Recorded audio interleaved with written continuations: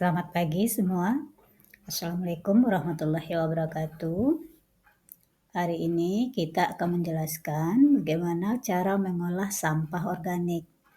Sampah organik ini akan memberikan solusi yang ramah lingkungan untuk mengurangi sampah. Perkenalkan, nama saya Lisani, dosen Teknologi Pertanian Fakultas Pertanian Universitas Jambi. Ini merupakan modul untuk edukasi di SD Severius 1 Jambi 2025.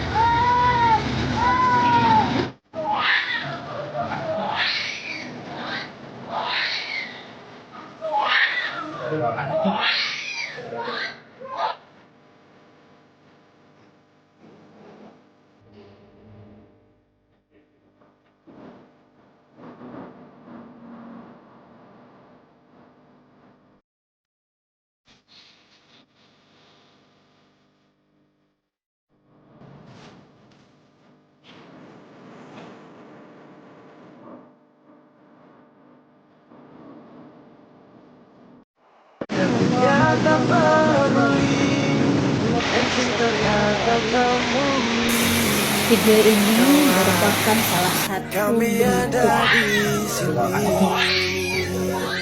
atau akibat dari kalau kita bolehkah kita bertanya dikit akan ditampilkan juga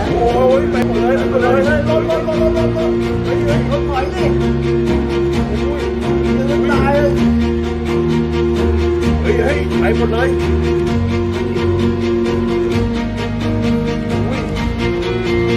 hả? Xuống đây nha. Giữa đây Chọn cái phá tay ra.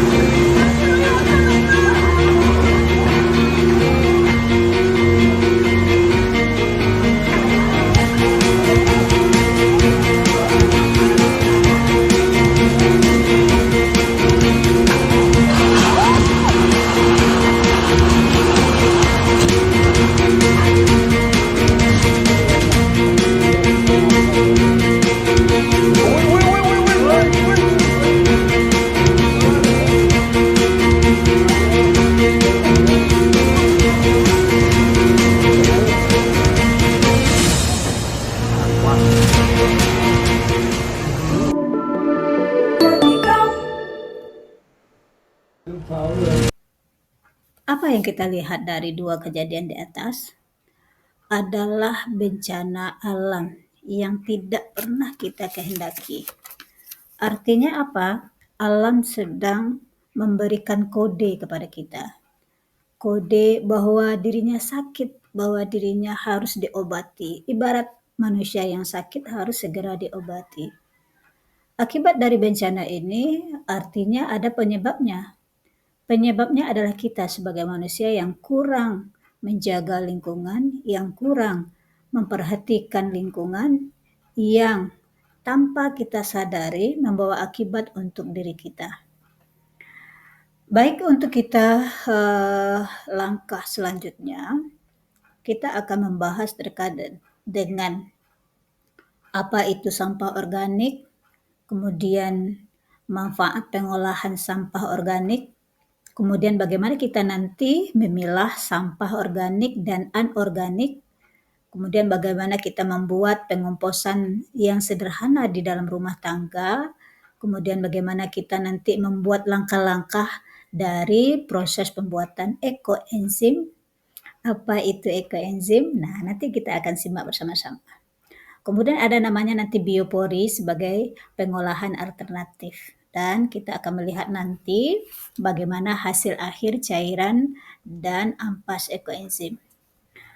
Pertama yang harus kita ketahui adalah apa itu dulu sampah organik. Ya, jadi sampah organik itu adalah sampah yang berasal dari bahan-bahan alami seperti ada sisa makanan, ada sisa daunan, ada kulit buah, ada kulit sayur, dan itu tercampur. Ya, baik kulitnya yang sudah mulai membusuk, baik yang kulit buahnya masih segar, baik sisa-sisa makanan yang baru atau daun-daunan yang sudah mati. Nah, jenis sampah ini ya disebut dengan sampah organik. Dan jenis sampah ini dia akan mudah terurai secara alami. Apalagi kalau digunakan atau dibarengi dengan teknologi pengolahan yang baik. Ya. Kemudian apa manfaatnya? Biasanya manfaat yang paling mendasar adalah dia akan mengurangi volume sampah di tempat pembuangan akhir. Karena kita tahu kalau sampah sudah mulai membusuk, itu apa dampaknya? Akan menimbulkan bau tidak sedap, kemudian banyak lalat, kemudian banyak dan sebagainya yang sangat mengganggu lingkungan, yang sangat mengganggu kesehatan. Kemudian bagaimana manfaatnya? Juga nanti akan menghasilkan pupuk alami bagi tanaman, ya. Tetapi ada hal yang baru lagi yang selama ini kita ketahui bahwasanya dia akan menghasilkan sebagai pupuk alami bagi tanaman, dan ternyata ada pengolahan yang memberikan dampak manfaat yang lebih luas lagi, tidak hanya sebagai pupuk alami bagi tanaman. Apakah itu? Nah, mari kita simak bersama-sama. Sampah yang ada itu biasanya terkumpul menjadi satu tempat. Nah, sebelum kita memulai bagaimana untuk proses pengolahannya, sampah ini sebaiknya kita pilah terlebih dahulu. Ya, kita pilah yang mana sampah organik, mana yang sampah anorganik. Nah, kemudian sampah organik ini juga nanti akan kita pilah lagi. Ya, kita pilah adalah nanti dari yang bagus, kemudian yang busuk. Ya, yang bagus nanti akan kita olah, yang busuk juga kita olah. Jadi kita pilah dulu sesuai dengan manfaatnya atau sesuai dengan tujuannya. Nah, untuk yang bagus nanti kita akan pisahkan mana sampah sisa makanan, kemudian sampah daun, kemudian kulit buah, kemudian sayur yang masih bagus. Kemudian kita gunakan nanti setelah kita pilah, kita gunakan wadah khusus untuk proses lebih lanjut. Namanya teknologi proses pengolahan. Ya. Nah, metode pemilahan ini ya yang paling sederhana yaitu adalah mengolah sampah organik yang ada di rumah tangga atau yang ada di rumah kita masing-masing. Nah, misalnya kita suka makan buah nih. Nah, maka kulit buahnya yang masih bagus bisa kita jadikan namanya adalah ekoenzim.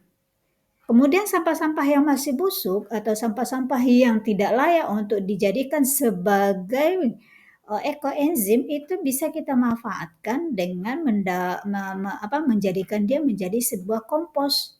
Nah, juga nanti bisa dimanfaatkan untuk apa? Untuk tanaman. Kita kembalikan lagi ke tanaman. Langkah-langkah dalam proses pembuatan ekoenzim ini sebenarnya sederhana, ya. Sederhana, kemudian sangat mudah, kemudian alatnya pun cukup ada. Yang pertama adalah kita menyiapkan wadah, ya. Sebaiknya kita menggunakan wadah plastik. Ya, kita menggunakan wadah plastik, kemudian ada gula, ya, kemudian ada air. Rumus yang telah digunakan ya atau yang ditemukan oleh Dr. Rusukon itu adalah 1, 3, 10. Berapa? 1, 3, 10. Nah, kemudian kita pilah tadi, kemudian kita pilah sesuai dengan rumusnya tadi, ya.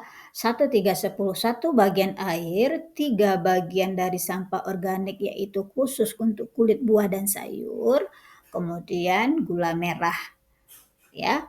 Masukkan kulit buah dan sayur, kemudian nanti kita aduk secara berkala, kemudian fermentasi selama 90 hari.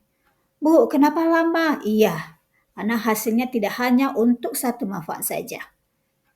Berbeda nanti dengan kalau misalnya kita buat dalam bentuk produk lain. Nah, nanti setelah 90 hari barulah ekoenzimnya siap kita gunakan. Nah, kemudian sampah yang busuk tadi mau diapakan? Nah, gitu ya. Sampah yang busuk tadi nanti kita jadikan sebagai biopori atau pengolahan yang sebagai pengolahan alternatif. Nah, caranya gimana? Nanti kita akan buat lubang biopori. Tujuannya adalah membantu menyerap air dan mengolah sampah organik. Nah, sampah organik yang di biopori tadi dia akan terurai dan akan menjadi kompos alami. Nah, bagaimana hasil akhir dari pembuatan ekoenzim? Nah, itu bisa kita gunakan untuk sebagai katalisator pupuk organik, membantu meningkatkan kualitas tanah, mengurangi penggunaan pupuk. Kemudian, hasil akhirnya bisa jadi kita jadikan sebagai obat luka. Nah, hasilnya kan ada dua nanti. Yang pertama menghasilkan cairan, yang kedua adalah ampas. Dan itu bisa digunakan untuk alternatif kesehatan karena bahannya alami. Kemudian bisa juga sebagai bahan tambahan dari pembuatan sabun. Kemudian juga bisa untuk menjernihkan air, ya. Jadi, pengolahan sampah organik terutama kulit buah dan sayur merupakan langkah sederhana yang harus kita berikan manfaat untuk bisa menjaga lingkungan. Mari kita olah, mari kita pilah dari rumah kita. Dah, lah. Nah, namanya apa? Ekoenzim, ya. Ini pertama kali saya membuat ekoenzim pada tahun 2020 tanggal 18. Kemudian panen yang kedua, kemudian berlanjut sampai sekarang. Tiap ada sampah itu jadi emas bagi kita.